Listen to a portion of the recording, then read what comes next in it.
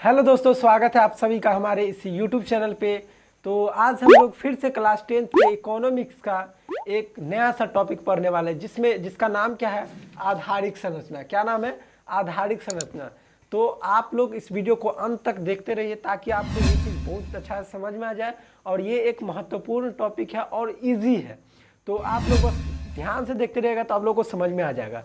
यदि आप लोग इस चैनल पर नया है तो सबसे पहले आप लोग इस को सब्सक्राइब कर लीजिए और घंटी के बटन को जरूर दबा लीजिए ताकि आपको सबसे पहले नोटिफिकेशन पहुंचे यहाँ का।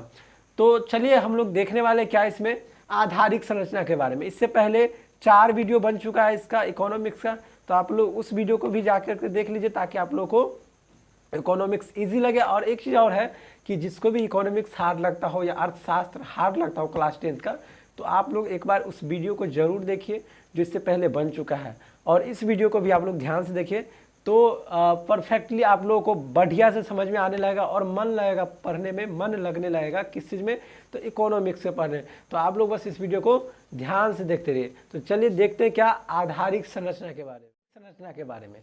तो आप लोग इसको ध्यान से देखिएगा और अंत में कमेंट्स करके ज़रूर बताइएगा कि आपको ये समझ में आया या नहीं। चलिए देखते हैं आधारिक संरचना क्या होता है।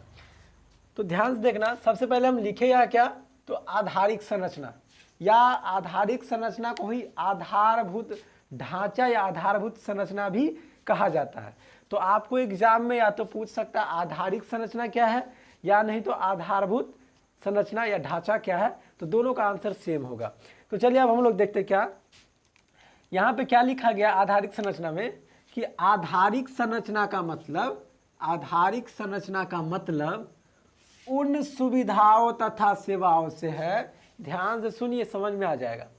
क्या लिखे? आधारिक संरचना का मतलब उन सुविधाओं तथा सेवाओं से है जो देश के आर्थिक विकास में सहायक होते हैं। ठीक, मतलब ये कि जो भी देश विकास कर रहा है या विकास करेगा वो उस विकास में सहायक होता है। कौन? आधारिक संरचना। तो किस प्रकार से, किस माध्यम से, तो वो चीज़ समझने वाले हैं।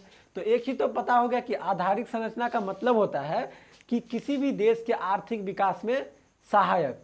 मतलब आधारिक संरचना का मतलब उन सुख सुविधाओं से है जो देश के आर्थिक विकास में सहायक होते, मतलब सहायता प्रदान करते। कौन? तो आधारिक संरचना। अब आगे सुनिए ध्यान से।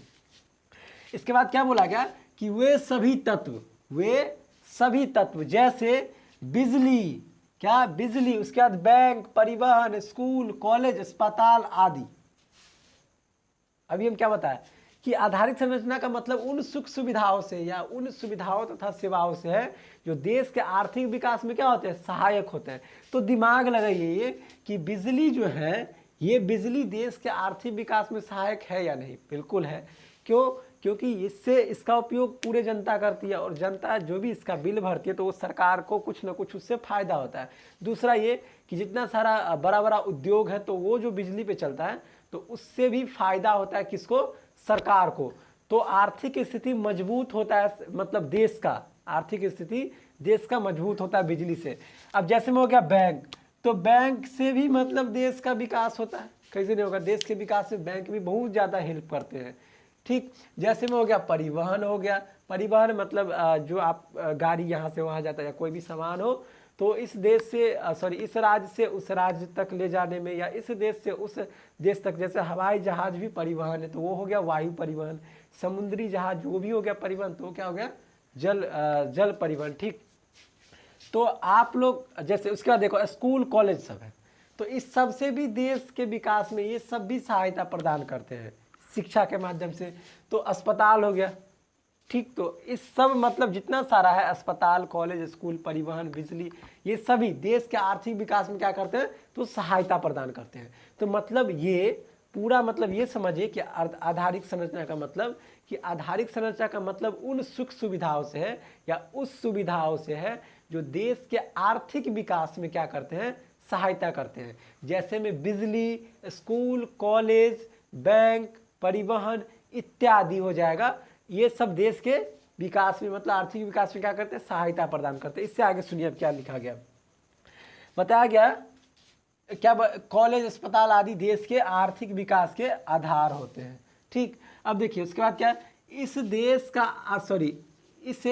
का इसे देश का आधारिक या आधारभूत संरचना भी कहा जाता है। अभी हम बताए थे कि आधारिक संरचना का दूसरा नाम क्या बताया गया, तो आधारभूत संरचना या ढांचा। अब देखिए इधर ध्यान से क्या बोला गया कि इसे किसे, तो इस सबको, कॉलेज स्कूल परिवहन बैंक सबको, इसे देश का आधारिक या आधारभूत संरचना भी कहा जाता है।